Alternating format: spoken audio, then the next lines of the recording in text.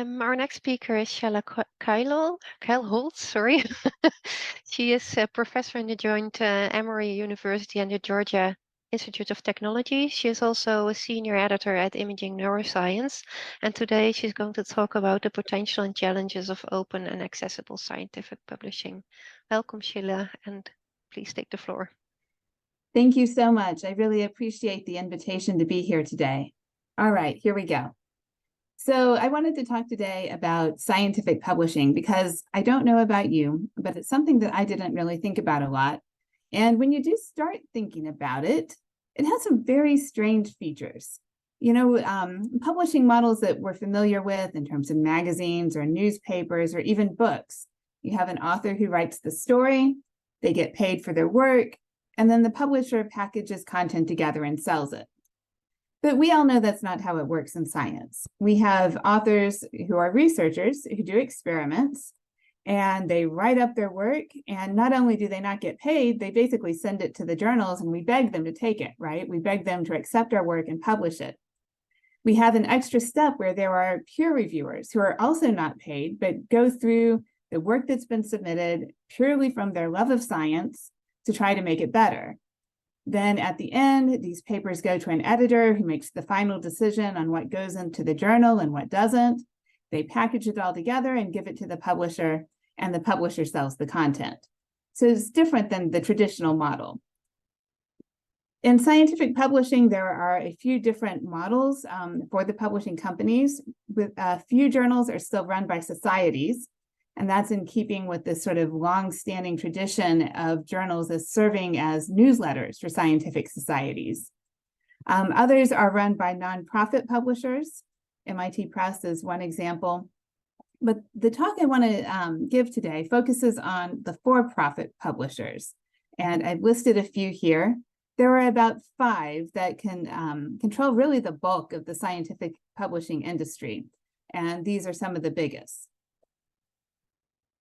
So when we talk about publishing, it's not that a scientist, publishes in a single journal. So in my field of neuroimaging, we actually checked our list and we publish in about 31 different journals just from my lab. And I'm using numbers from my lab throughout this talk because I think we're fairly typical, and it's just to give you kind of an idea. So then if you look at one of our papers, a single paper might cite articles from 23 different journals. So there needs to be kind of this access to a wide range of journals for science to really have the type of impact and type of access to other results that we need to make progress. So for a long time, scientific journals were a lot like newspapers or magazines again, in that they were physical, kind of magazine-like, book-like things that were delivered to your desk. And they came once a month or so, and each researcher maybe subscribed to 1 or 2, usually through the scientific society. And when you needed copies of journals that you didn't have, you went to the library. And we made copies of articles in the library and brought them back to read. So thankfully, everything has gone online with modern technology. That's a wonderful thing, and nobody wants to go back to copying physical journals in the library. But one thing hasn't changed, and that's that you still need a subscription to get to the journal. And so libraries are paying now for subscriptions to these online journals rather than subscriptions that deliver these physical copies of the journal itself. So you would think that as we moved from the physical journal to this online version where everything is all electronic and there's no actual distribution process, that costs would go down. But that hasn't been the case, partly because the number of journals has continued to grow as science kind of gets wider and broader, and partly because those subscription fees are substantial and can continue to go up.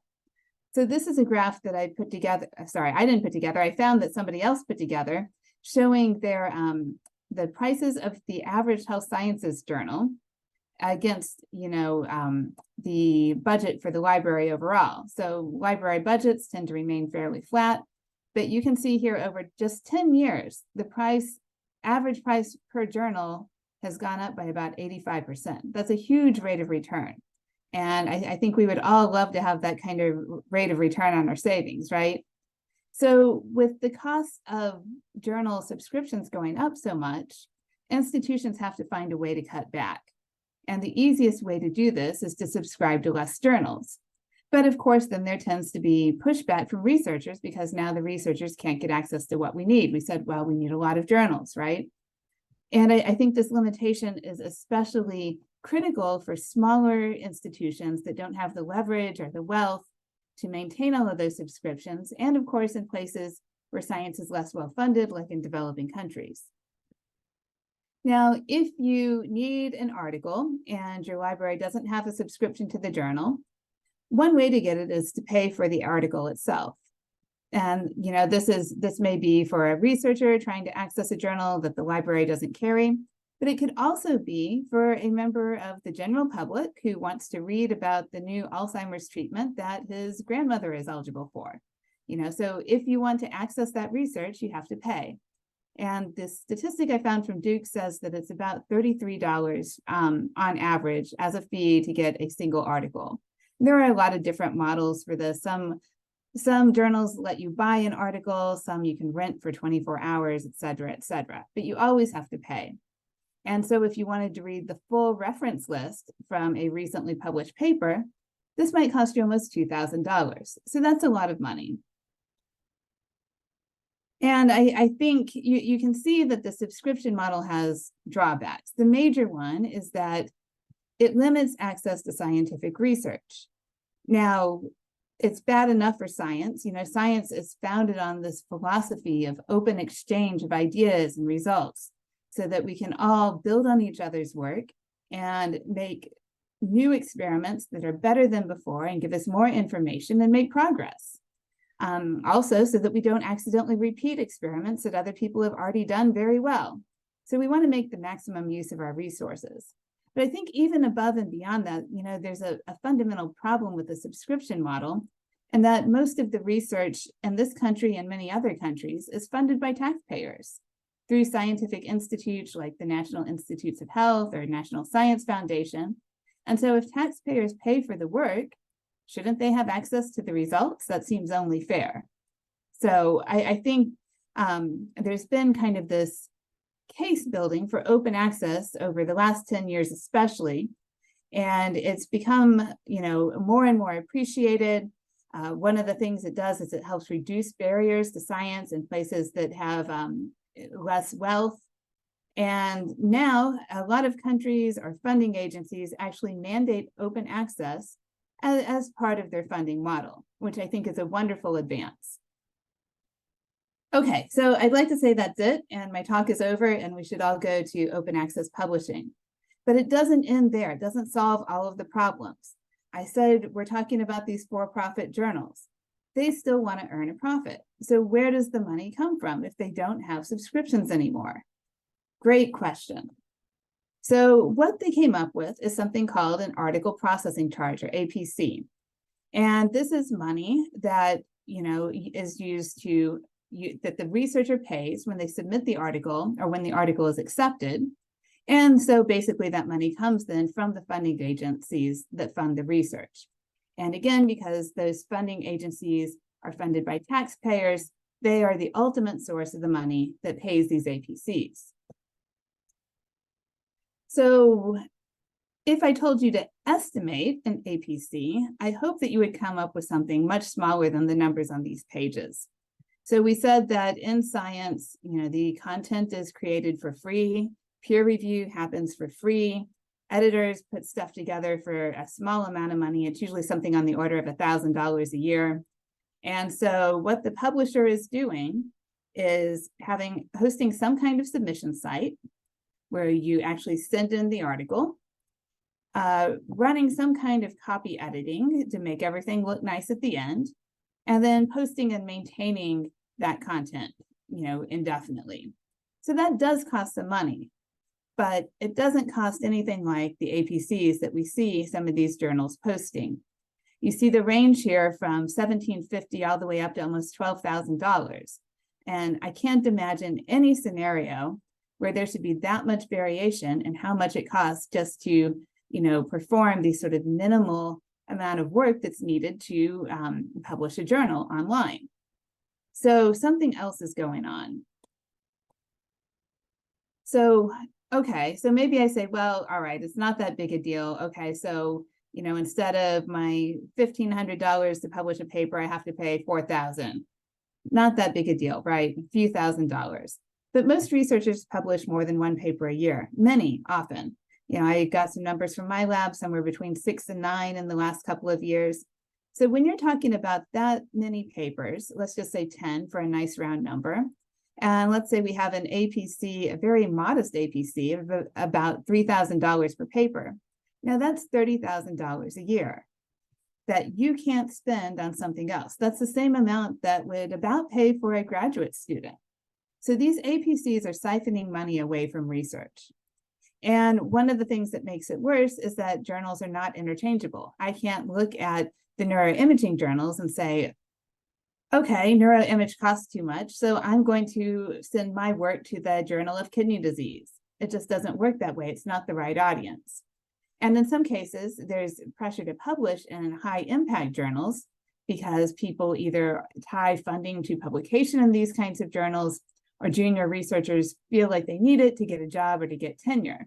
And I didn't say it while we were on the other slide, but while there is definitely not a perfect correlation between impact factor and APC, at the high end, the highest APCs tend to be driven by very high impact factor journals, where they feel like they can somehow, justify charging that amount of money because of their selectivity.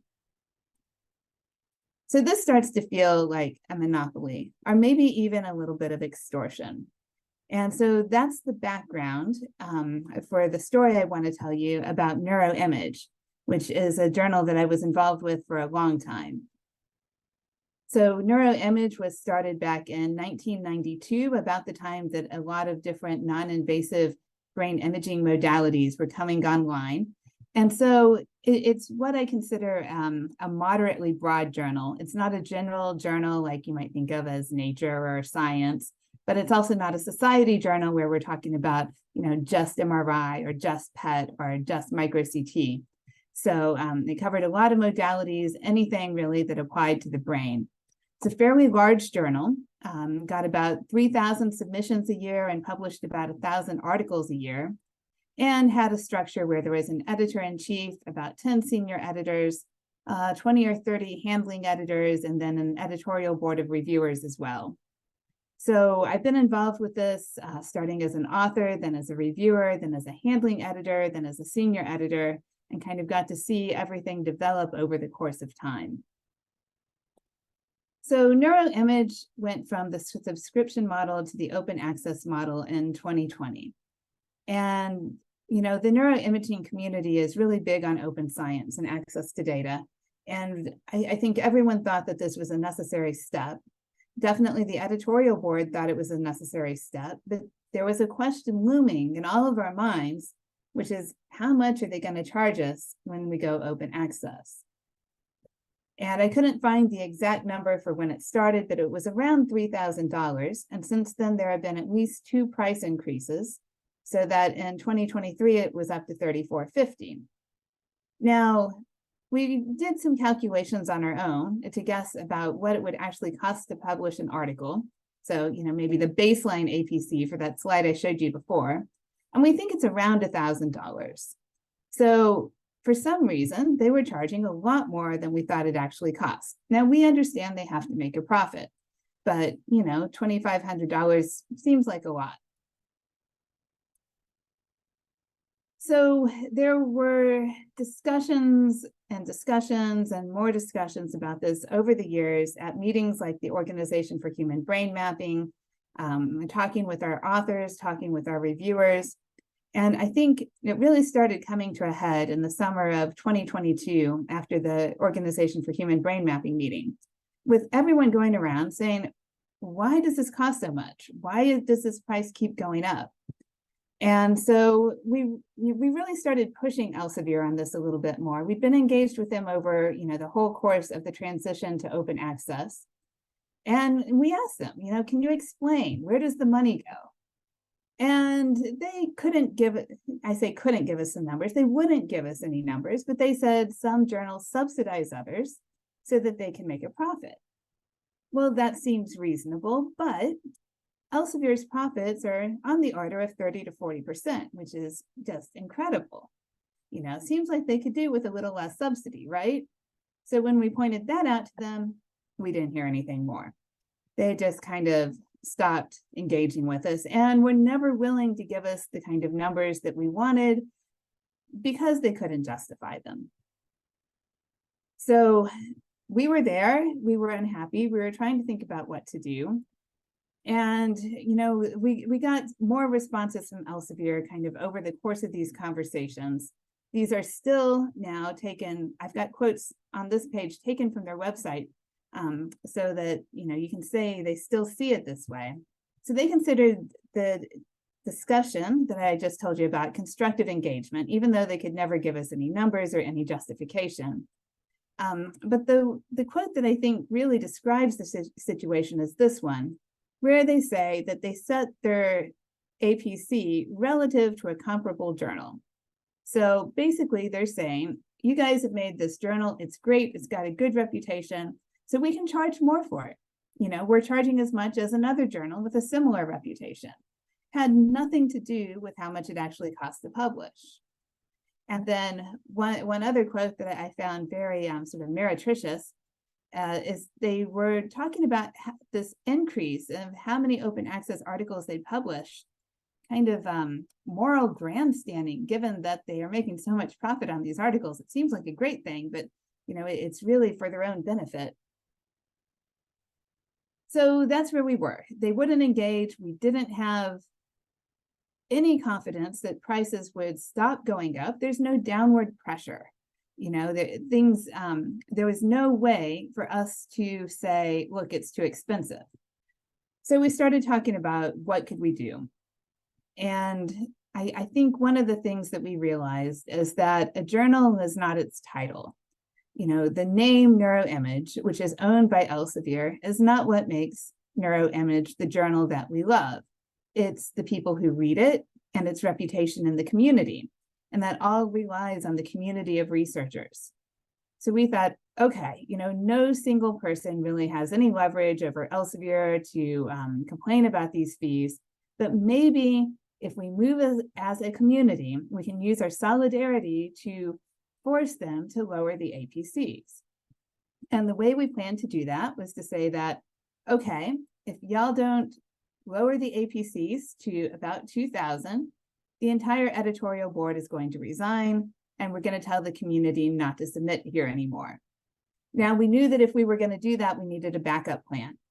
And if we didn't have one, we were just going to divert things maybe from Neuroimage to other journals that were run by similar for-profit companies and had similar APCs, or that, possibly Neuroimage might just recruit a group of new people if we didn't have enough community solidarity and continue on with a different board. So we needed an alternative.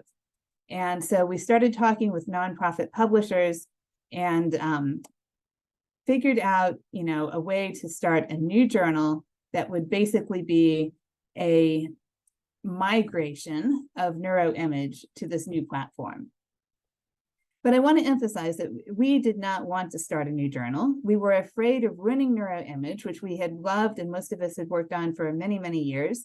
And we really hoped that Elsevier would just cave in and reduce the fees to a reasonable level. Now, we fell into two camps about whether that was going to happen or not. I was one of the cynics, I'm afraid, because it seemed to me that if Elsevier caved to us, that every editorial board for every other journal that they ran would be knocking at their door the next day and saying, okay, now we're going to resign unless you cut the fees. And I didn't think they would want to risk losing that money. And unfortunately, the cynics were right. And so when we gave our ultimatum about resigning, Elsevier said, well, go ahead. And so we did. And we started a new journal, which we ended up calling Imaging Neuroscience. It's run with the nonprofit publisher MIT Press, and we were able to significantly lower the APCs. So this happened really quickly, and I think that has been something that's really helped with this transition. So we resigned from NeuroImage on April 17th. We got the interim handling site for the new journal up by early May and had our first submissions already in early May. So something like 3 weeks or 4 weeks after we resigned, we had submissions to the new journal. We managed to get the full imaging neuroscience site up with the help of MIT Press, of course, and our first published articles out in July. And that's what, 2 months later? And this number is probably out of date already, but the last time I looked, we'd already had at least 400 submissions, and the topics and the quality is similar to what we used to see at NeuroImage.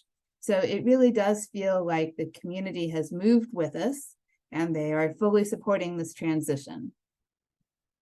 So, I think it's working as well as it possibly could at this point. It hasn't been long enough to say, oh, we've got a great impact factor, or or we're publishing exactly the same number and type of articles as before.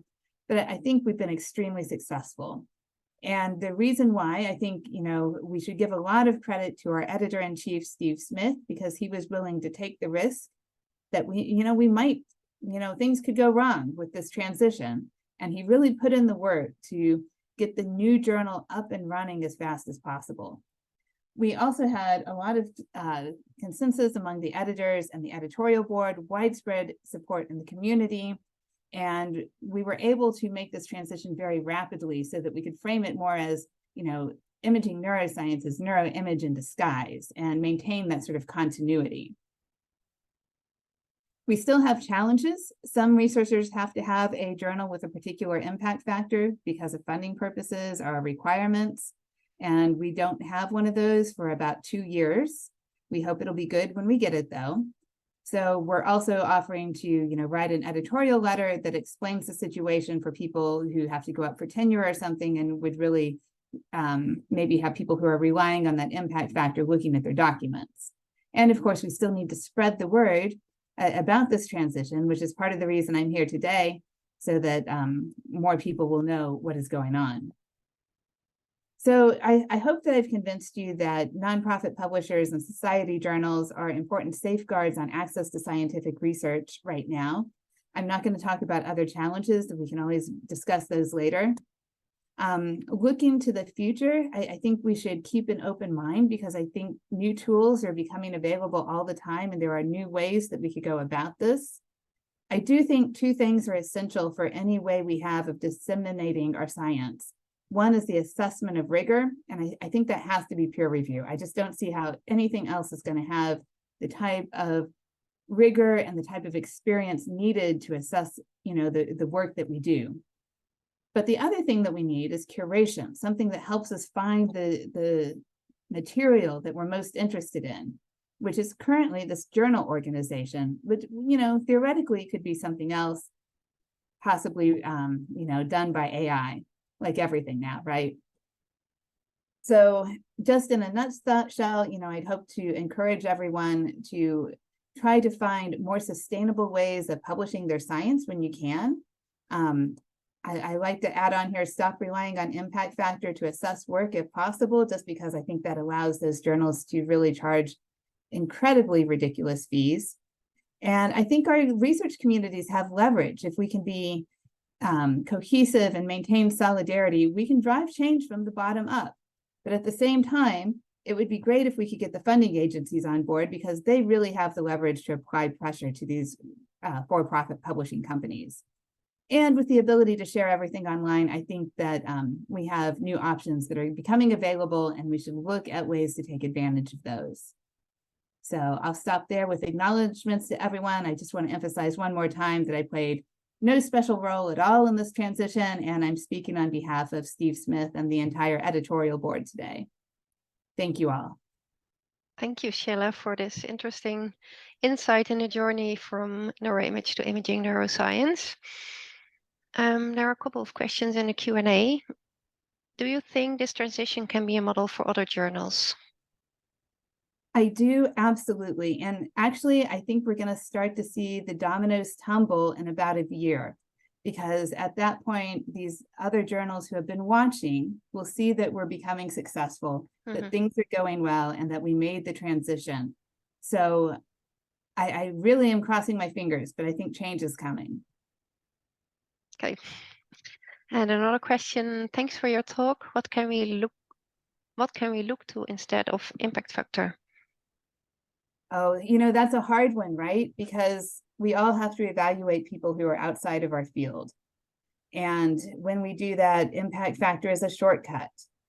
So I don't know all the answers to this. I think within our field, it's easy. We can look at the quality of the work. We know what's important. We know what the impact is, whether something is published in, the JMRI or if it's published in PNAS.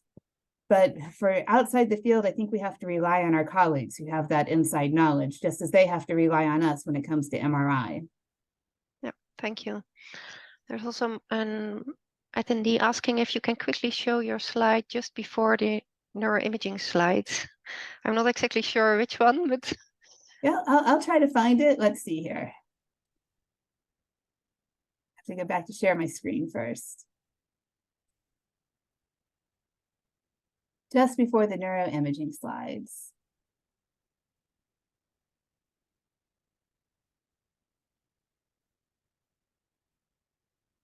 Possibly this one? Let's see if an answer comes in the chat. Yeah, that's it. Thank you. Sure. Martin.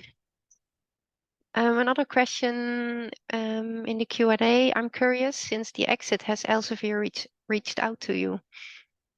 Oh, that's kind of funny, actually. Elsevier has occasionally approached some of our former senior editors and asked them to be editors for the new, neuroimage board. And that didn't go well. Oh, I can imagine.